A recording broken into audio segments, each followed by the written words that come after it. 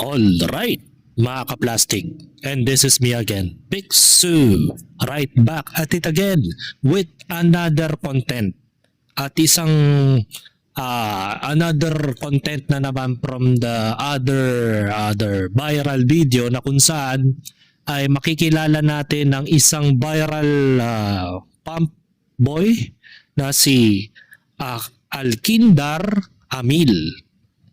Isa siyang Caltex pump boy ng gasoline boy in short sa isang Caltex sikat na gasolinan mga ka-plastic. At bakit nga ba nagba-viral itong si Alkindar Amil sa social media? Kasi marami ang nagilalas o na-amaze sa kanyang mga sinabi sa nakaraang interview niya sa media na kung saan ay inilahathala niya sa madla kung gaano kahirap ang buhay ng bawat individual ng Pilipino at mas magaling pang magpaliwanag ang gasoline boy kaysa sa ating Pangulo ng Pilipinas. Base nga sa sinabi dito sa post ng News 5, kami mga pump boys ay hindi rin basta-basta. Namangha ang netizens sa viral video na gasoline station stop na si Alkindar Kins Amil dahil sa taglay niyang galing na mapaliwanag tungkol sa isyo ng patuloy na pagtaas ng presyo sa produktong petrolyo. Inaakala ng ilan na isa siyang pump attendant pero isa pala siyang supervisor sa isang gasolinahan sa Zamboanga, mga ka-plastic. So, hindi rin siya basta-bastang empleyado ng Caltex, mga ka-plastic. Isa po siyang supervisor sa isang branch sa Zamboanga.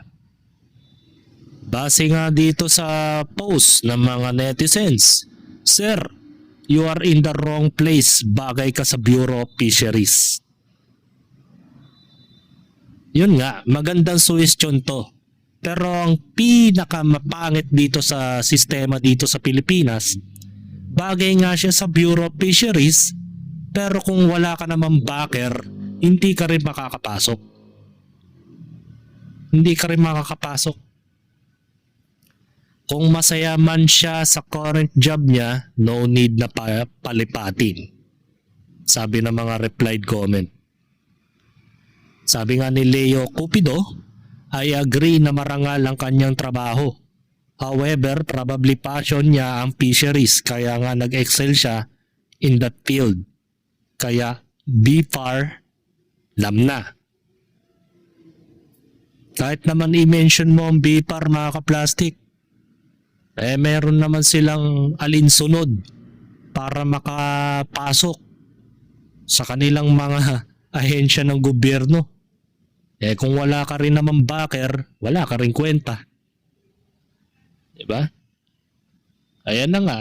Sabi ni Joshua Alban Bituin, gaya nga ng sinabi ni ko kanina lang, walang backer. Diba? Only in the Philippines to, mga ka-plastic. Hindi ko mo magaling ka magpaliwanag, mag-explica sa mga media, ay automatically accepted ka na. Hindi ganun. Alam mo naman dito sa Pilipinas uso ang palakasan. Huwag na tayong umasa. Diba? So, panoorin naman natin na mga bago tayo magtungo kay gasoline supervisor ng Caltex, ay panoorin po natin ang nangyayari muna sa kapaligiran dulan ng pagtaas ng presyo ng mga pangunahing bilihin like petrolyo. Ayan. Na umano ang pagluwag ng daloy ng trapiko, ayon po yan sa MMDA. Live mula sa EDSA Shaw Boulevard, nagpapatrol si Francis Orson. Francis, kumusta dyan at totoo bang bumilis ang takbo ng mga sasakyan? Bernadette, dito sa bahagi ng EDSA northbound sa may Ortigas ay kapansin-pansing mabagal ang daloy ng mga sasakyan. At ayon sa traffic data na nakalap natin, tukod na ang mga sasakyan na yan mula pa doon sa may EDSA Guadalupe hanggang sa makarating sila ng EDSA Cubao northbound. At Marami nga nagsasabing chismis na porket tumaas ang mga litro ng petrolyo ay bumaba naman ang volume ng mga sasakyan sa kahabaan daw ng EDSA. Malabo mangyari yon, mga kaplastik. As you can see dito sa screen, mga kaplastik, makikita nyo po congested pa rin ang kahabaan ng Ortigas Ave. Hindi na mababago ang sitwasyon kahit tumaas pa ang presyo ng mga petrolyo. Para bagang natutuwa ang mga media na porket tumaas ang mga pangunahing bilihin ay nabawasan na daw ang mga volume ng sasakyan sa kapaligiran. Maaari ba yun? Since yun ang pinaka most essentials na ginagawa ng pang-araw-araw sa buhay natin ay ang transportasyon, na kung saan ay kailangan natin makarating kung saan man tayo nagtatrabaho, kung saan man tayo nag-aaral, kung saan man tayo umuuwi na bahay, o yung mga important matters tulad ng pagbisita sa mga gatherings, kamag-anak, etc. At the same time, nagsasabay-sabay rin ang mga sasakyan ng mga pribado sa mga pampubliko. Kaya hindi na po mawawala ang congested along EDSA. Hindi ko mo tumaas ang presyo ng mga pangunahing bilihin like gasolina at diesel ay nangangahulugan na bababa na ang volume ng mga sasakyan. Hindi po totoo yun. Sa ngayon, ramdam nila yung pagtaas pero hindi nila pwedeng i-give up yung mga dapat nilang puntahan, dapat nilang gawin. Marahil mga 20%, gano'n. Pero nothing less, ganun pa rin. Ano ba layo nila na 4 na araw ang pasok nila? Diba? Ano nga ba? tuway sa kabila ng pagsususpende ng ilang mga opisina ng gobyerno ngayong araw ng Biyernes bilang bahagi ng 4-day work week. Layo nitong 4-day work week na tuloy ng trapiko. Pinaglololoko tayo ng media. Kahit pag gawin mo 1 day a week ang kanilang duty sa kanilang mga trabaho, ganyan pa rin ang magiging resulta niyan. No? Diba? Napaka-olats naman nito magpaliwanag.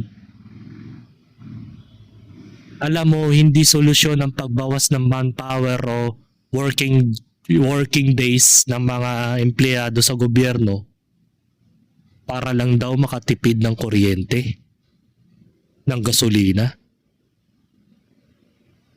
Isasakripisyo mo yung mga empleyado sa baba. Ano naman yung mga buhaya sa taas? Na as you can see, nakikita nyo po 24/7 7 days o 6 days sila nagjo-duty. Hindi naman lahat ng mga taga-kongreso, senado pumapasok. Yung iba panay absent pero buo yung sahod. Tapos ang masakit pa dito, yung mga mabababang uri ng empleyado sa gobyerno, babawasan na nga ng araw, babawasan pa ng sahod. Lagi na lang ang kawawa yung mga maliliit na tao sa mga lowered level. Pero yung mga medium and high profile, hindi na. Kompleto sahod kahit uma-absent. O may naitulong ba ang pag-reduce nyo ng araw ng mga working days? Nakita nyo naman congested pa rin ang EDSA. Walang naitulong. Pinagdololoko nyo. sa EDSA Cubao northbound o southbound. Alas 4:30 naman sa Diba? Pinagmumukha niyong loko-loko yung sarili ninyo. Niloloko niyo yung sarili ninyo, hindi yung mga manonood. Ang mas nakakasaksi dyan, yung mga taong mismong bumabiyahe sa EDSA. Anong naitulong? Anong nagawa? Maganda ba ang naiplano ni PBBM? Di ba wala rin? Pinagmukha mo lang tanga yung mga maliliit ng empleyado sa gobyerno. Dinawasan nyo ng working days. Tapos ganito pa rin yung sistema. Kaya nga nakakatawa eh. Nasaan ang connect doon? Anong connect doon sa ginawa nila? Para daw ma-reduce ang pag-congest ng mga sasakyan sa EDSA. Pero ganun pa rin. Sinabi ng babaeng to, hindi niya ramdam na may pagbabago. Parang ang presidente natin di rin nagbago. Diba? Mga bobo kayo. Mga tunggak. Nagbawas na nga kayo ng working days ng mga ahensya ng gobyerno, mga empleyado. Saka nyo palang pag-aaralan. Ano pag-aaralan? Ano na itulong? Ganun pa rin naman. Baka naman kalantariin ninyo yung mga private sectors naman. Baka sabihin nyo na naman, gawing nating night shift ang mga mall. Magbukas na lang ng mall ng 24 hours, 24/7, para sa gabi na lang jumuduty ang mga promodizer, mga kahera, mga bagger. Yun ba ang gusto nyo mangyari? Mga call center sa gabi na lang din. Oh, as usual, call center sa gabi naman talaga jumuduty yan. O baka na naman sabihin ni Pangulo, lahat ng mga mag-aaral ng elementary tsaka hanggang high school, college, mayroon ng night shift. Kabobohang idea na yun pag nangyari yun, mga kaplastic. Pero yun mo, mag-aaral ang mga estudyante ng 10 oras ng gabi, inaantok.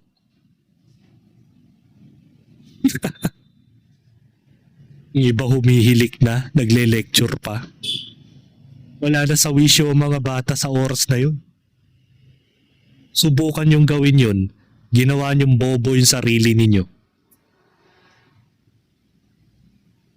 Diba?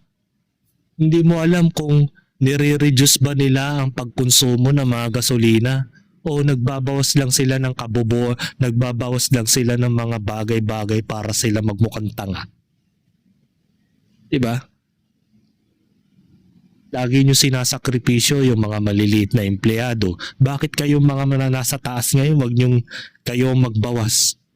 Total kayo naman ay paldong-paldo na po sa mga pinagnanakaw ninyo.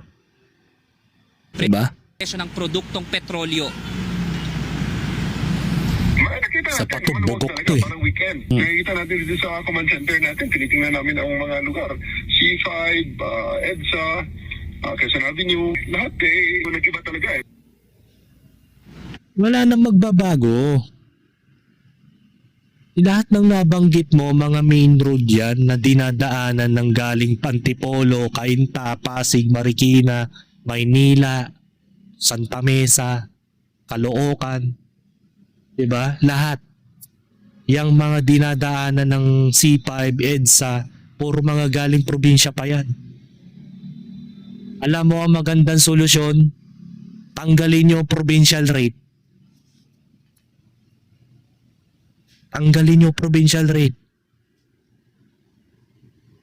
Para lahat ng mga tao dito sa Pilipinas na nagsisiksikan sa Metro Manila, magsialisan dito, dun sila maninirahan ngayon sa kanilang probinsya. Mga bugok pa yung mag-isip.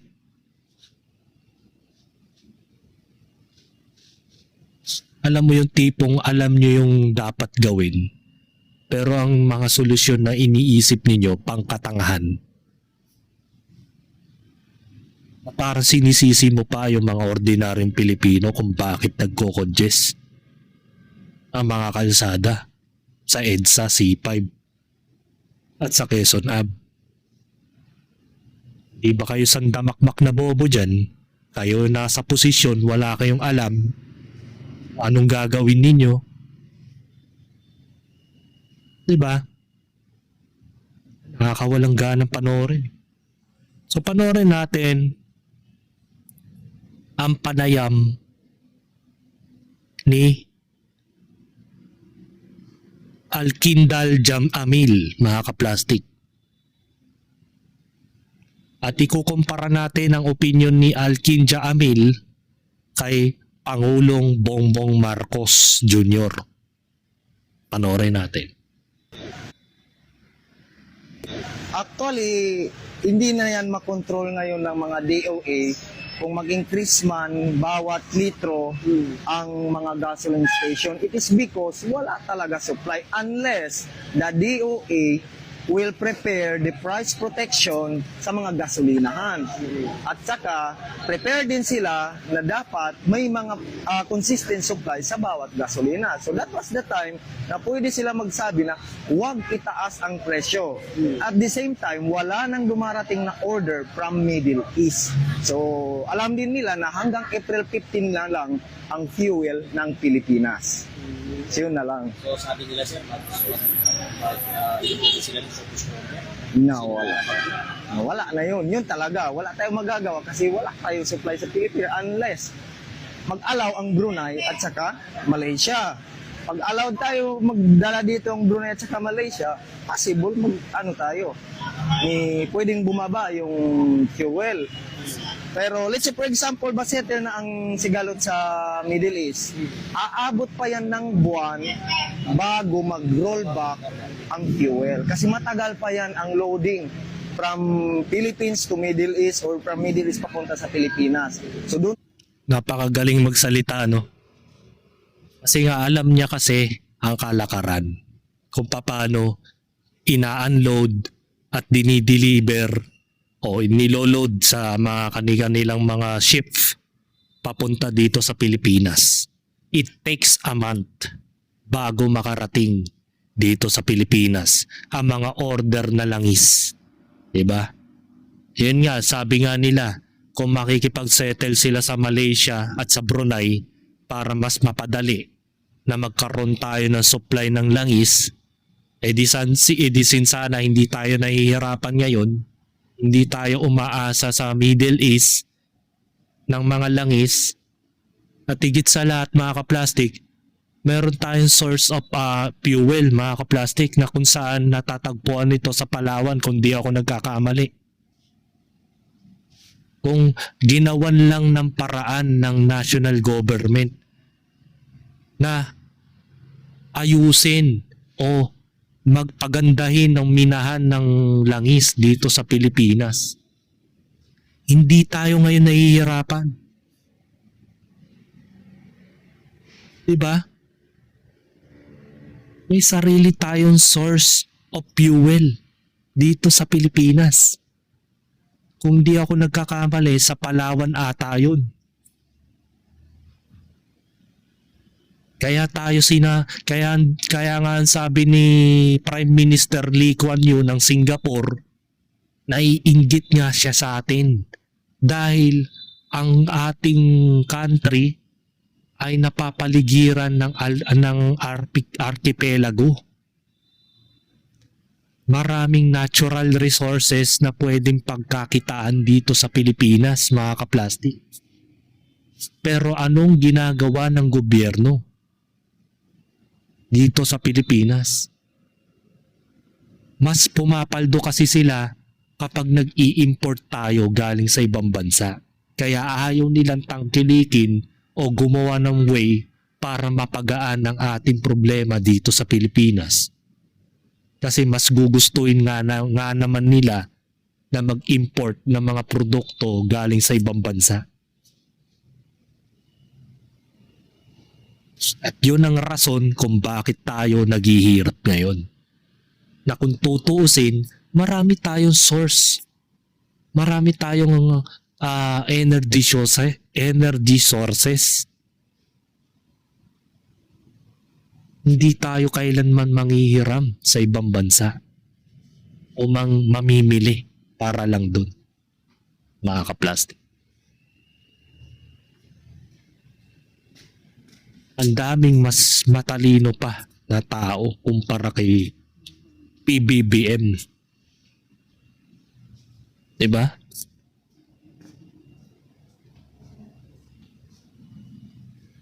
How ironic na ordinaryong Pilipino lang ang makakasagot sa ating mga katanungan. Pero yung kupal na nasa Malacanang, walang kwenta. Inutil. Bago mag-roll back ang fuel. Kasi matagal pa yan ang loading from Philippines to Middle East or from Middle East papunta sa Pilipinas. So doon pa lang tayo magkakaroon ng mga konting rollback, pero as of now, nawala talaga. Yes.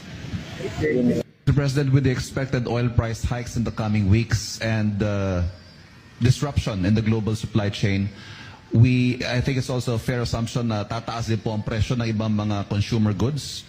Are there certain goods that we are bracing for, and what interventions are in place? Well, it all depends on how long this lasts.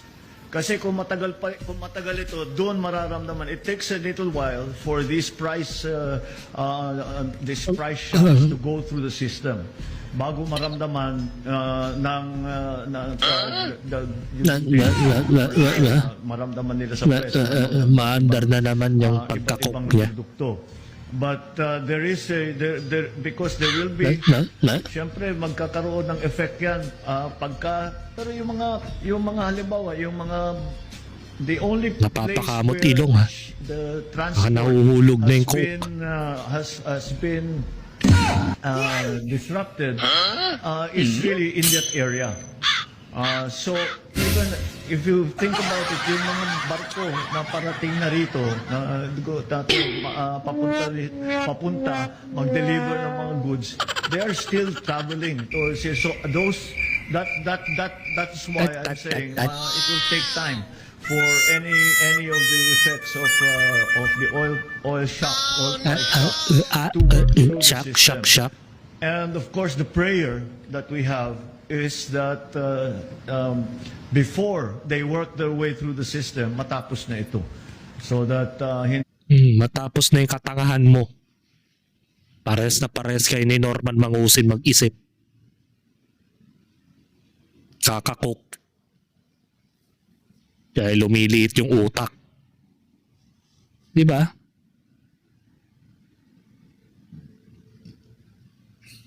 Kawawa ang bansa natin. Kaya bumoto pa kayo ng mga tanga. Kayo mga sa darating na 2028 election, bumoto pa kayo ng mga bobo. Nakaka-plastic. Ngayon, in-interview po itong viral gas station staff, mga ka-plastic. So, ano po yung kanilang in-interview? Panoorin na lang natin. Yung kaalaman ko po sa oil price hike, minsan kasi may mga meeting kami ni Sir regarding ganito, nagtatanong ako, Sir, kailan magkakaroon ng price hike? Ganito. Tapos turuan niya ako kung saan ako mag-monitor ng price sa world market. Because Caltex is owned by Chevron. Ang Caltex is a brand name lamang. So, ang price ng Caltex nakabase sa world market. So, doon ako nagmo-monitor. Ganito na per barrel, ganito na, tumataas siya every minute. So, namomonitor natin kung ilan ang itataas ng fuel every hour or minutes.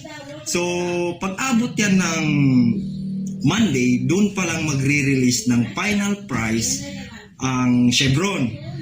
Ito yung price natin dapat i-increase. So, i-implement yan sa Tuesday. That is why all gasoline station implement or change their price sa board every Tuesday. So, meron ding mga senaryo na magugulat tayo na nag-change price every day. Katulad ng nangyari this week. So, how many times nag-change price?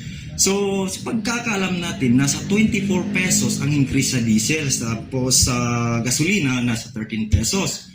So, nag-meeting ang tatlong malaking fuel companies ng Pilipinas, which is the Shell, Petron, and Chevron, na huwag biglain yung increase sa gasolina kasi masakit sa bulsa ng mga motorista natin. So, first increase namin sa Monday, nasa 10 pesos, then sa Tuesday, 4.5, sa diesel yun. Paunti-unti para hindi masakit sa bulsa. So, as of now, we are not allowed containers to be filled up by the customer. Kasi meron kasi mga customer na nagtitake advantage, no? Nasabihin nila, mag-increase na next week. Kailangan natin mag-fill up ng ganito. So, paano natin masiserve yung mga other customer na gusto pang bumili ng fuel kung i-ano natin yung mga containers nila? Pero there are some exception sa mga agriculture, sa fisher folks, at saka mga hospital. Kailangan natin din i-fill up, miski mag-ano na sila. Sir, kailangan namin ng ganito, galon, ilang galon. No? So, magpapaalam muna kami sa boss, sir, na may magtubi ganito, may mag-fill up ganito, from ganitong opisina. So, titingnan namin yung background ng opisina kung it is essential to be fill up yung galon nila. Sabi ni sir, okay na, pero priority talaga namin yung mga ganyan. Kasi alangan naman dalhin nila dito yung bangka nila, alangan dalhin nila dito yung generator nila na ginagamit nila, di ba? So we allowed those containers na dinadala nila po. Wait lang. Kapag alam mo talaga na ikaw ay nasa industry ng sales, lalo-lalo na kung hasa ka na sa mga ganitong experience, marami ka nang pwedeng masabi about sa sales, mga kaplastic. Kahit sabihin mo 1 taon ka lang nagtrabaho, alam mo na mga kalakaran, alam mo na mga umiikot, mga kaplastik. So maganda talaga kapag ikaw ay may experience sa baba. And then sa kakaiaangat bilang supervisor, manager, etc. Kaso dito sa Pilipinas, uso ang backer, bypass, palakasan. Kaya yung mga walang alam kagaya ng mga ahensya ng gobyerno, yung mga nasa Malacanang, na hindi nila ramdam o hindi nila alam yung mga nangyayari sa baba. Ano nagiging tendency nun? Nagmumukha silang tanga, di nila alam ang isasagot nila sa mga media, kaya kung ano-ano na lang ang pinagsasasabi sa press conference. Samantalang itong taong ito na si Sir Amil, na supervisor ng isang sikat na kumpanya ng petrolyo, ay naipapaliwanag niya briefly, di ba? Naihimay-himay niya kung ano ang kalakaran sa loob ng larangan ng pagbebenta ng mga gasolina, diesel, petrolyo at mga jet fuel.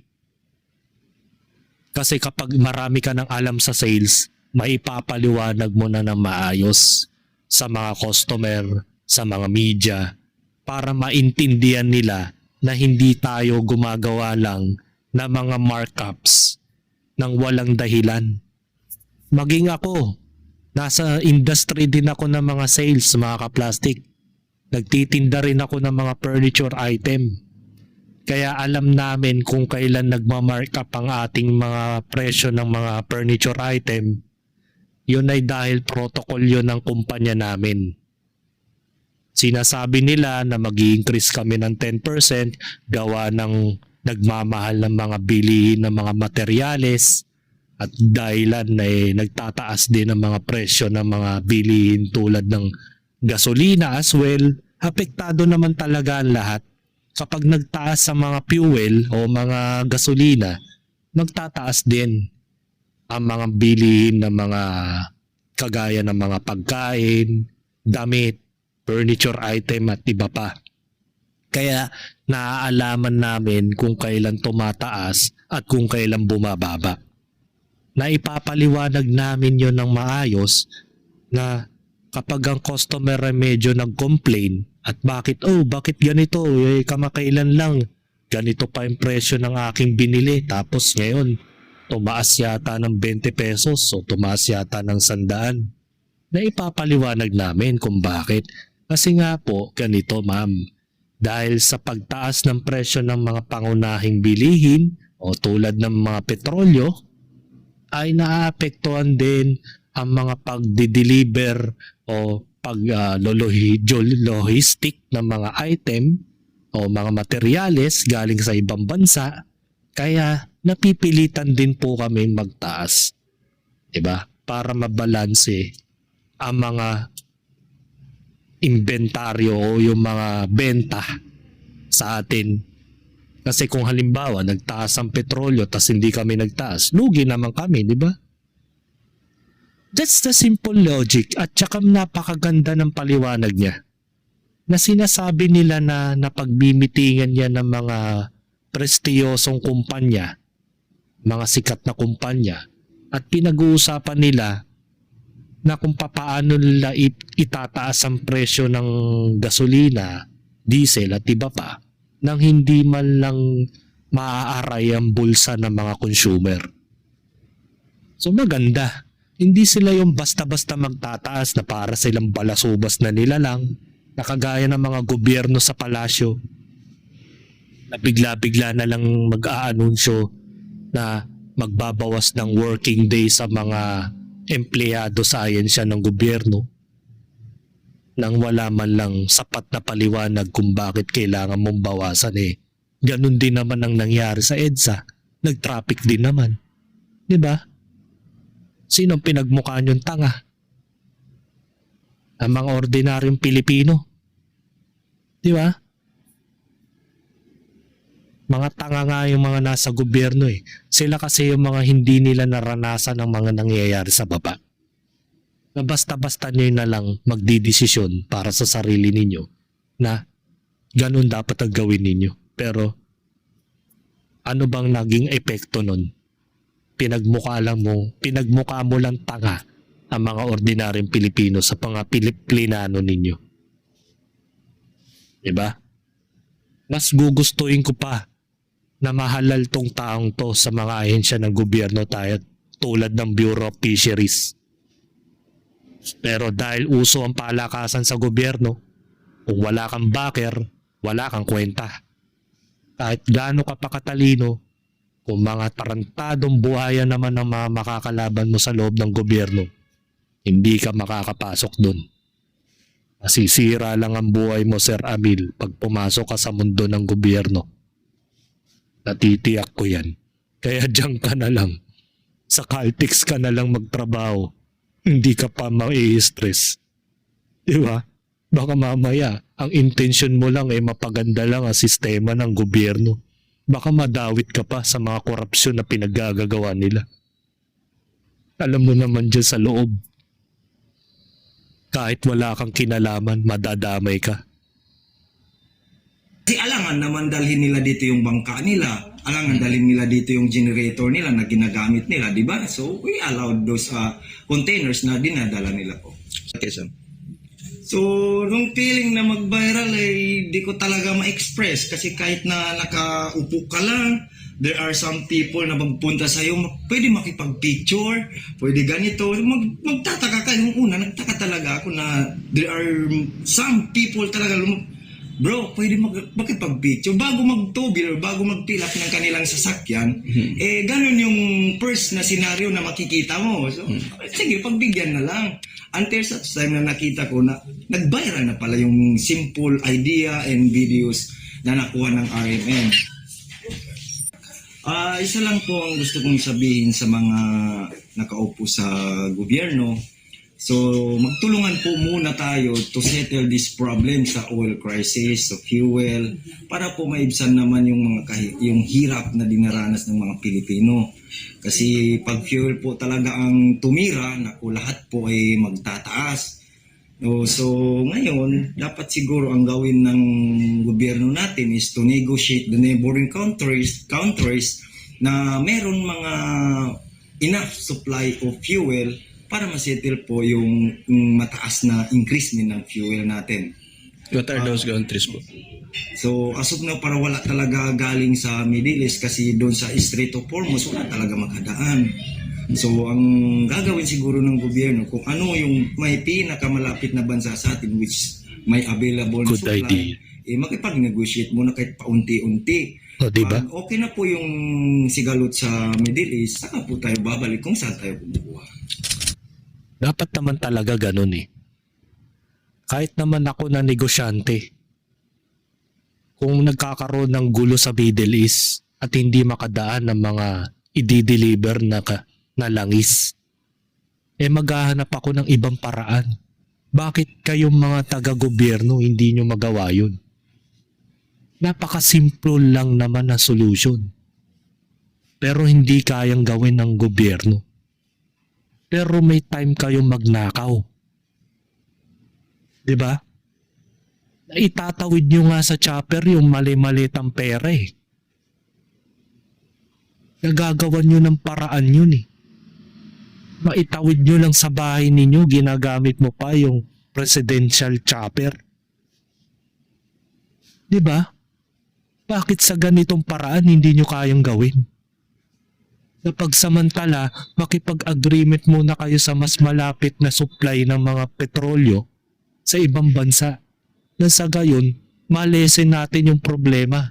Hindi yung gumagawa kayo ng kabobohan sa buhay ninyo, nasasakripisyoin ninyo ang mga empleyado ninyo sa baba na gagawin yung 4-day work lang. Di ba tanga? Sira ulo. Wala eh. Kaya bumoto pa kayo ng mga ganong klaseng politiko, mga kaplastik. Sa darating na 2028, kung hindi pa kayo kontento sa ganitong paghihirap natin ngayon, bumoto pa kayo ng mga tanga. Diba mahilig kayo sa mga sikat? Iboto nyo yung mga sikat. Diba? Di pa tayo nakokontento eh. Di pa tayo umaabot sa puntong kumakain tayo ng ng pagpag eh. Kagaya sa India, yung minimekos-mekos na pagkain na street food. Hindi pa tayo dumarating dun eh. Kaya igtingan nyo pa po yung katangahan ninyo na bumoto ng mga politikong magnanakaw. Para mangyari yun. Diba? Bumoto pa kayo. Iboto nyo pa yung mga nakulong ngayon na nagdakaw ng mali-malitang pera.